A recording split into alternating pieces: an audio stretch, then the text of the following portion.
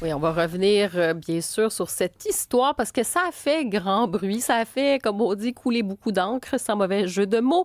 Cette histoire de cette pizzeria du quartier 10-30, le restaurant le Sophia, qui décide de ne plus offrir de l'eau gratuite à ses clients. Est-ce qu'ils sont revenus sur leur pas ou enfin à surveiller, bien sûr? Puis on va regarder, Cybèle, est-ce qu'ils ont décidé de revenir sur leur pas là-dessus? Est-ce qu'on verra dans les prochains jours ou non?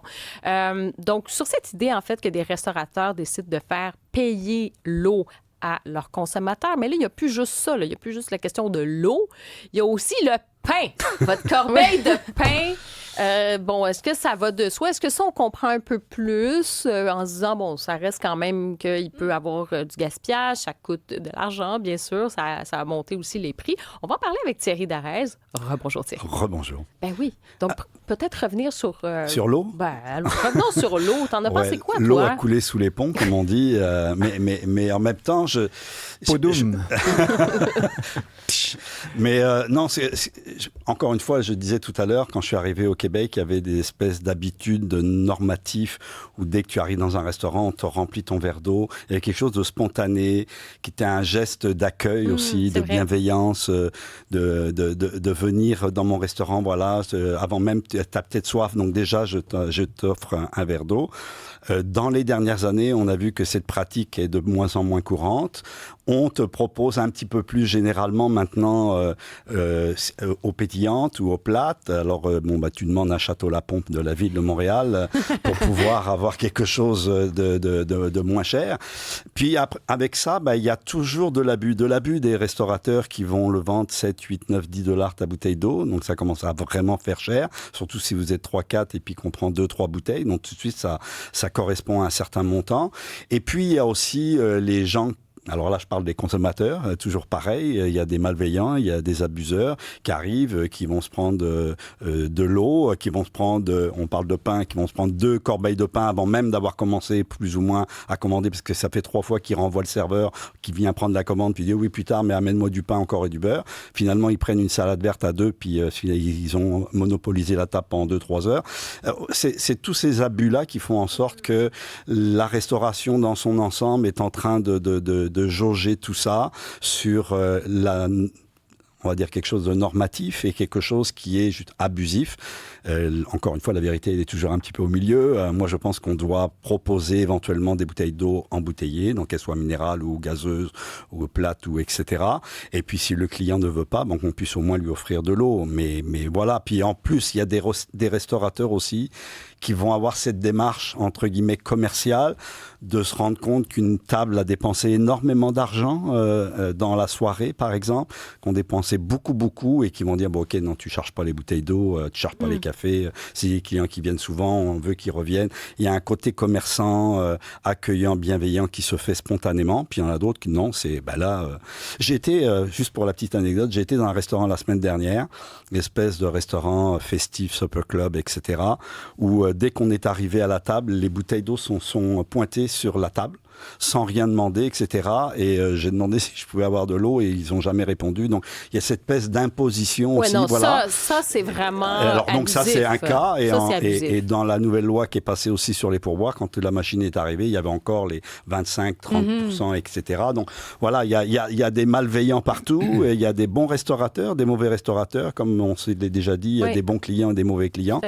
Ça prend une part des choses. Mais pour le pain et le beurre, là, par contre, j'ai quelque chose de très arrêté là-dessus. Ah oui, bon, allons-y, vraiment, parce qu'il y a ça aussi, donc cette question de l'eau comme telle. Mais je veux juste peut-être terminer quand même sur l'eau, puisqu'on reviendra sur le pain, mais sur l'eau, moi, je pense sur la question de... Comme tu dis, de proposer, dire, oui, si on veut une eau avec pétillante ou une eau plate, mais particulière, d'eau de source, mais cette imposition de ne pas donner le choix, et aussi le type de restaurant. Parfois, des restaurants haute gastronomie, ça vient un petit peu avec le décorum. On est comme on sait que les coûts, c'est un peu plus onéreux aussi pour les restaurateurs, parce qu'il y a tout ce qui vient avec, l'embauche du personnel, le nombre de personnes qui travaillent en cuisine. Donc, tout ça, on se dit, OK, peut-être qu'on comprend davantage, on va aller chercher un peu plus de marge là-dessus. Mais dans d'autres endroits, on ne comprend pas, franchement. Non, ça dépend effectivement du site de restauration. C'est un restaurant familial, puis qu'on t'arrive, puis qu'on t'oblige. Oui, ça fait bizarre. Mais en même temps, je veux dire, on ne se cachera pas qu'il y a des coûts quand même inhérents à avoir des bouteilles d'eau. Ça prend de l'entreposage, il faut payer à l'avance. Il y a aussi un cercle de va-et-vient sur justement l'entreposage. Et il y a des coûts inhérents à tout ça.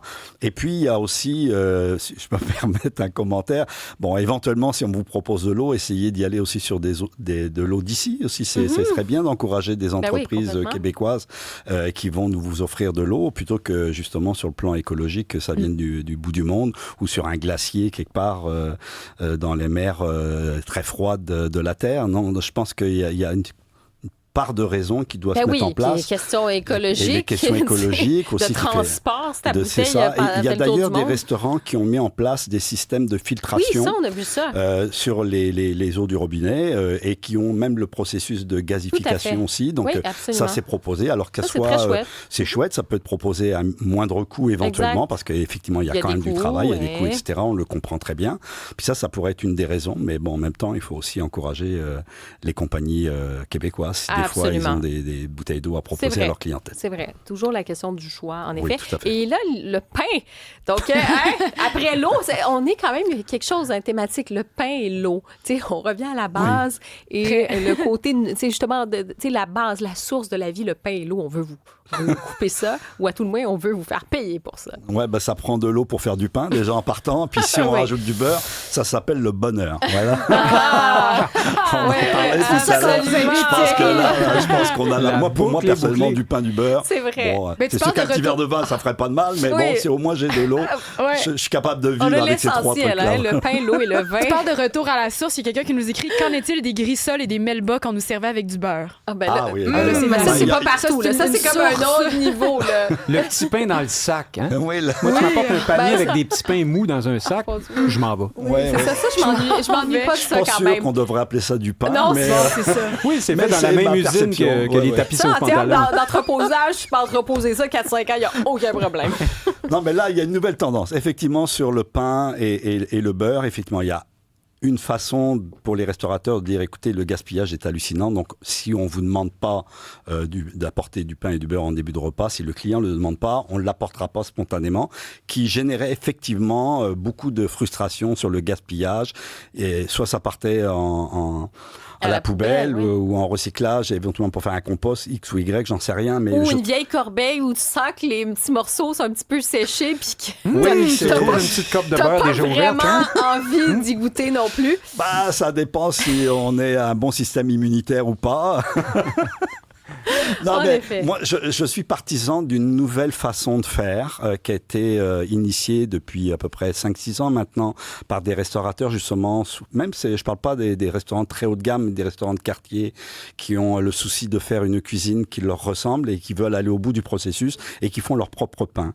Donc, ils vont aussi travailler les beurres, ils vont faire leur propre pain. Ça va coûter effectivement un coût pour ça, mais on l'accepte. L'idée que les restaurateurs doivent offrir tout gratuitement tout le temps, c'est-à-dire, il y en a qui vont manger 3 ou 4 corbeilles de pain. Là, je veux dire, c'est pas gratis. Là, je veux dire, et puis des pots de beurre, là, ils font pratiquement leur repas avec ça. Ils demandent une petite soupe. Mais ça, tu peux dire, tu donnes, puis si c'est un extra, mais je comprends, ça devient malaisant. Ça devient malaisant on aime pas pour le ça, serveur, puis... pour le restaurateur, pour éventuellement le client qui s'est même pas rendu compte qu'il avait mangé 3 corbeilles de pain. Mais pourquoi c'est pas juste, vous en avez une, puis après ça, vous en voulez d'autres, mais là, on les charge. Pourquoi ça ne serait pas juste ça la norme, par exemple? Il y a plein de façons de faire. Il faut laisser les restaurateurs, justement, juger de ce qui est bon pour eux et leur clientèle. Il y en a qui n'en demandent pas du tout. Oui, d'autres qui sont plusieurs à table, qui vont demander une autre. C'est sûr que tu amènes une petite corbeille. Bon, en général... ils vont quand même ajuster.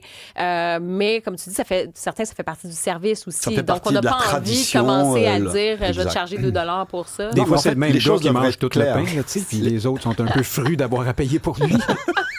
Non, mais les choses devraient être claires comme pour tout. Je veux dire, si tu vends ton pain ou si tu charges ton pain, tu dois au minimum aviser le client. Je pense que c'est ça aussi qui peut générer de la frustration de certains clients, c'est qu'ils se retrouvent, on leur a chargé le pain, le beurre, le ci et ça. Et on le voit bien, la restauration vraiment s'est développée un autre modèle. Avant ça, on servait un poisson, une viande, ça venait avec les légumes, les accompagnements, la sauce, etc. Maintenant, c'est ta sauce à part, tes légumes à part, tes pommes de terre à part, juste ta viande.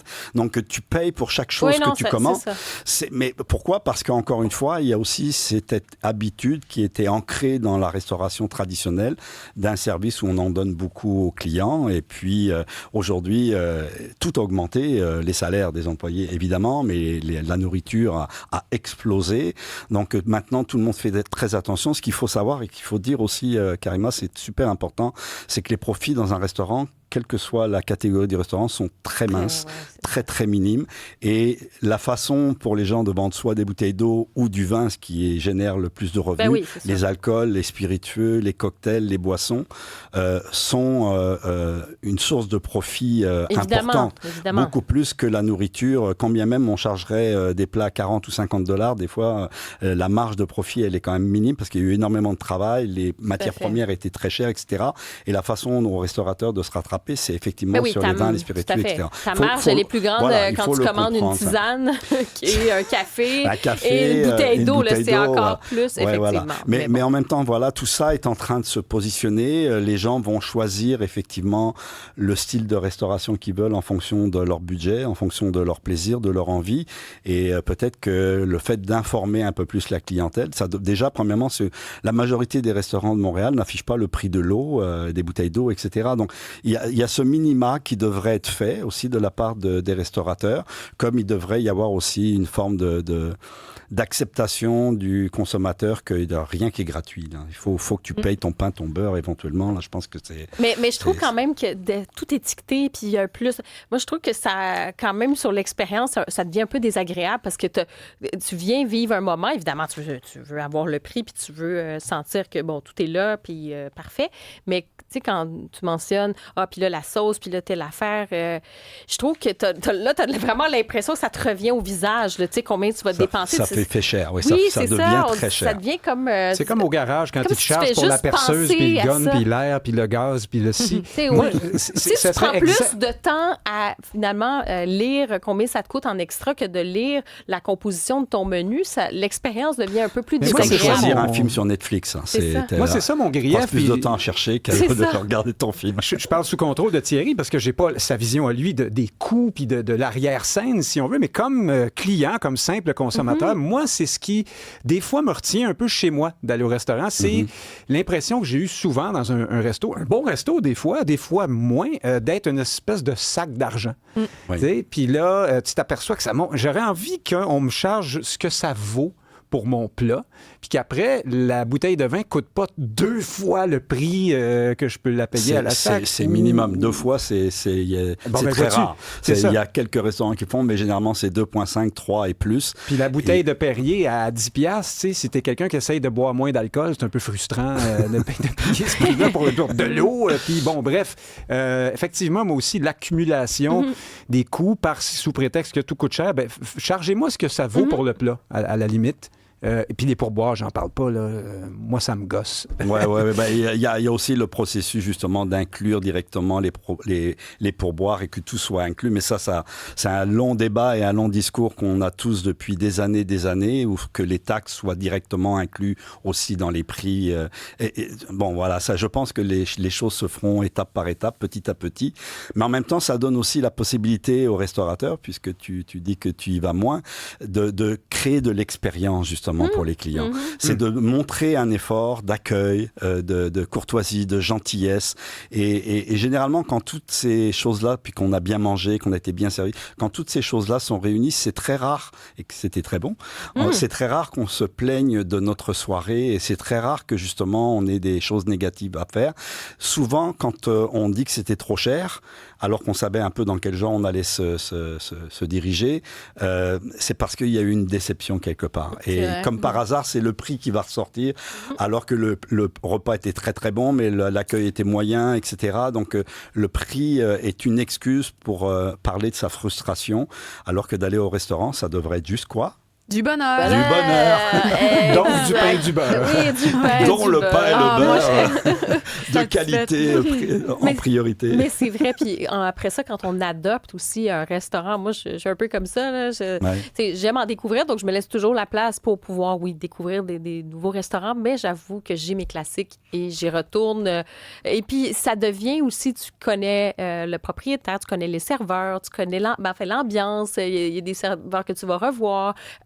Donc, il y a quelque chose qui s'installe aussi. Il y a une confiance. Donc, tu sais, s'il y a des commentaires, des fois, tu peux les faire, puis ça se fait de façon très positive. Donc, ça, je trouve que c'est bien quand on peut avoir ça. Mais tu y retournes justement pour les raisons que j'ai nommées Oui, avant, c'est ça, c'est-à-dire pour justement l'expérience l'accueil, ou l'expérience, la l'accueil, ouais. bienveillance, le prix qui est équilibré Oui, avec c'est ce qu'on ça, va tu vas avec ton manger, budget, la là. gentillesse des serveurs, etc. Donc on a besoin aujourd'hui de vivre une expérience complète pour pouvoir avoir envie de retourner dans tel ou tel restaurant, et que quand c'est pas à la hauteur de nos attentes, on est toujours déçu. C'est pour tout pareil, que ça soit n'importe quel commerce. Si l'expérience n'est pas là, les gens vont aller ailleurs, puisque de toute façon, il y a un énorme choix. Ça permettra peut-être aussi à faire justement un ajustement pour les restaurateurs, et il y en a qui vont résister, et puis il y en a d'autres qui vont disparaître. C'est la loi de la jungle pour ça, et tant mieux que le consommateur ait la possibilité de choisir aussi, parce que je suis aussi un Ben oui, consommateur. évidemment. Et j'aime bien retourner dans des restaurants. Et le restaurant que j'ai été la semaine dernière, que je vous ai nommé tout à l'heure, je ne nomme pas son nom, mais j'y retournerai pas.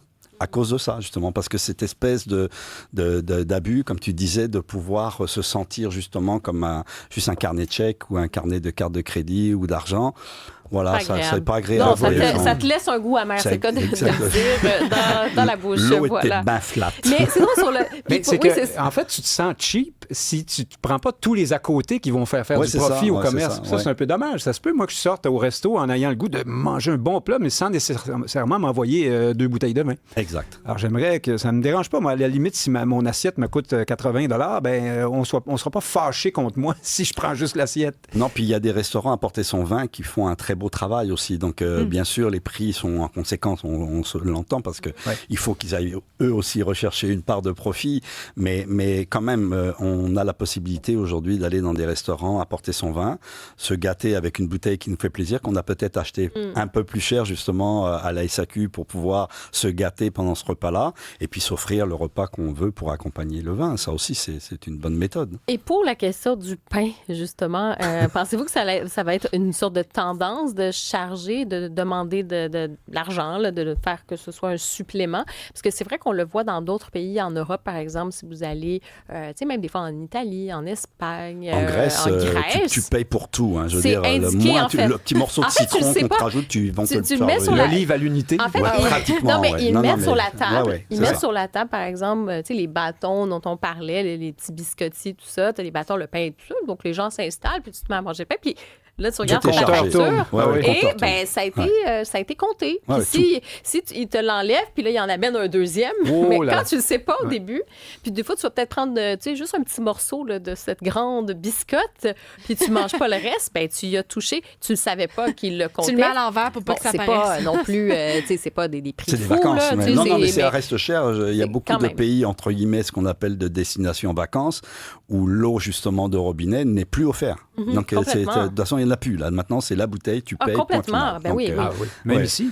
Ici, on s'en vient dans cet esprit-là, mais je veux dire, il y a beaucoup de pays déjà qui ont pratiqué cela déjà. Et même Ouais. à part, je dirais même des codes, des fois, moi, je ne savais pas, mais il y a certains restaurants en France, apparemment qu'ils doivent pouvoir servir de l'eau gratuitement. Ouais, oui, Sauf que c'est dans la loi, le ça. code, ben, moi, il y a certains endroits, je ne savais même pas. J'avais l'impression, OK, j'ai pas le choix d'acheter une bouteille parce que systématiquement, ils arrivent puis ils disent, ben, veux-tu, je ne vais pas nommer de marque, là, mais telle marque qui est de l'eau pétillante puis telle autre marque qui est l'eau plate, puis ils demandent ça tout de suite en arrivant. Donc, OK, ben, je vais prendre l'eau Faut pétillante. que tu le prennes. Ah ouais. Ouais, non, Mais, mais c'est une augmentation de la facture, alors que normalement, surtout en France, l'obligation de servir de l'eau est dans la loi. Donc les gens ont l'obligation l'obligation de enfin, de dans la pas refuser. pratique, Oui, dans dans la la pratique, ça, c'est pratique, autre on chose. se rend compte que je pense qu'on est plusieurs à commander de l'eau en bouteille parce que on n'est pas au courant ou en tout cas moi je savais pas ça. Oui, Je vais noter parce que des fois ils la chargent très cher la bouteille. Hein? Des C'est fois, comme, les lois sont 15 détournées. la bouteille d'eau, Ouais, des trucs comme ça. voyons. 10 euros. Les lois 7 sont euros. détournées. On l'a vu justement pour les terminaux, pour les pourboires. Il y a encore des restaurants